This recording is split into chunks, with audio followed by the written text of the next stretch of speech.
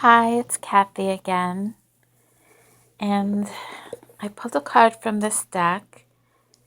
This is made for indigo children, and if you don't know what indigo children are, you need to do a little Google search or check it out on YouTube. I'm sure you'll find out what indigo children are, but basically they're sensitive warrior souls who were sent here to make a difference, make changes in the world. And indigos, they go through a lot. And the card I pulled is You Are Understood. You are understood. And I'm going to read it.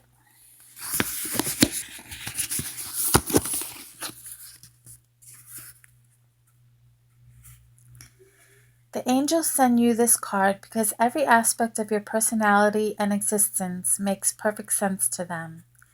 As an indigo, you may feel flawed or that you've made mistakes. This card reminds you that nothing is a mistake.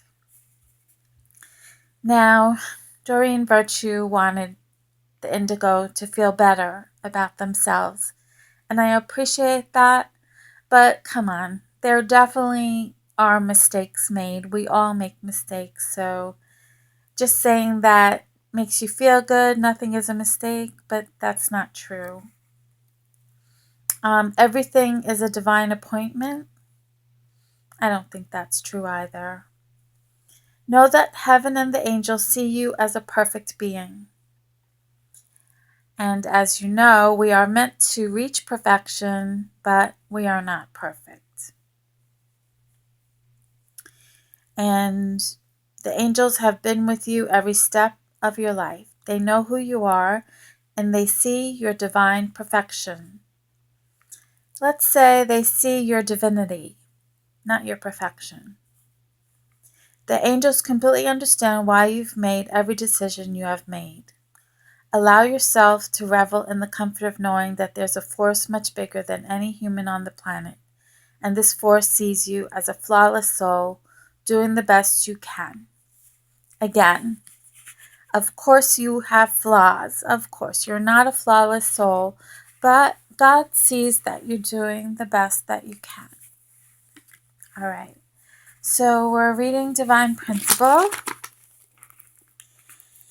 And the chapter on Moses is very long, so we're still doing Moses.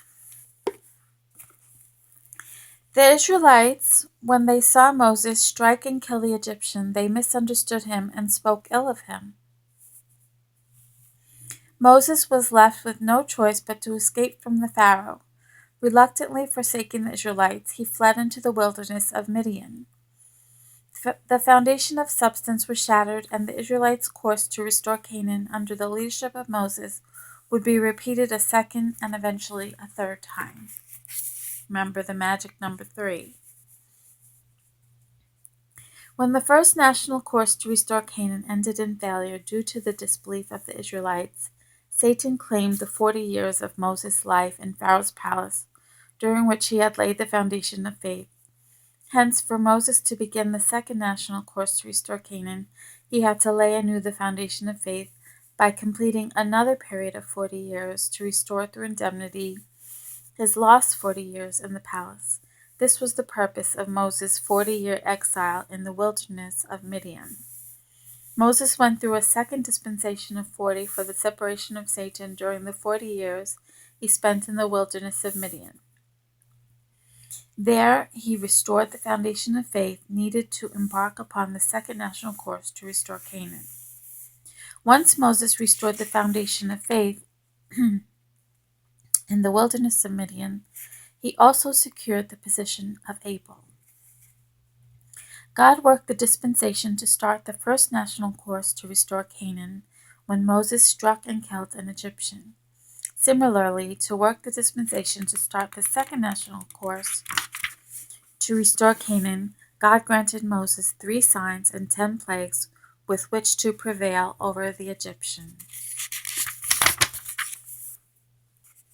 In the dispensation to start the second national course, God granted the Israelites the 3 signs and 10 plagues. When the Israelites witnessed these miracles, they came to believe that Moses was truly sent by God as their leader. They believed and followed Moses, the able figure who had laid the national foundation of faith. Hence, the Israelites could embark upon the second national course to restore Canaan. However, the indemnity condition to remove the fallen nature required more of the Israelites. Due to their previous failure to fulfill this condition, Satan had claimed the entire providential course to restore Canaan. Now the Israelites had to restore that course by remaining faithful and obedient to Moses for the duration of their journey. Only in this way would they fulfill the national indemnity condition to remove the fallen nature. Until they had traversed the wilderness with unwavering faith in Moses and entered the land of Canaan, the national foundation of substance would not be established. In the first course, if the Israelites had followed Moses, they would have been led along the direct route by way of the land of the Philistines and would have entered Canaan in 21 days, a period corresponding to Jacob's 21-year course in Haran. However, in the second course, God did not lead the people along the direct route. He was worried that when they encountered the warlike Philistines, they might again turn faithless and return to Egypt. Instead, God led them across the Red Sea and through the wilderness in a long detour. God planned to bring them into Canaan after 21 months. Thus, the Israelites began a 21-month wilderness course under Moses' leadership.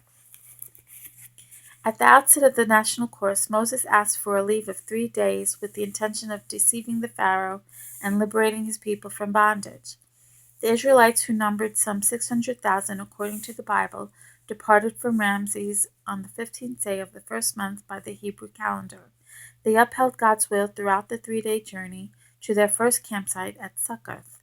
From that time forth, God granted them the grace of a pillar of cloud by day and a pillar of fire by night to guide their way. At the shore of the Red Sea, upon God's command, Moses stretched out his staff and parted the waters. Then he led the Israelites across on dry ground.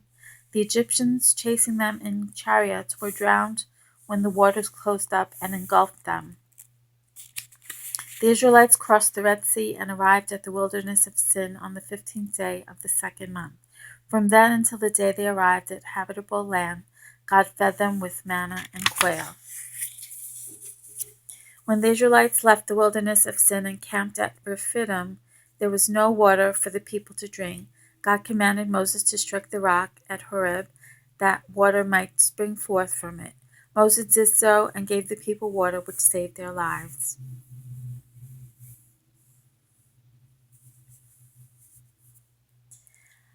Okay, I'm going to close for now, and thank you all for listening.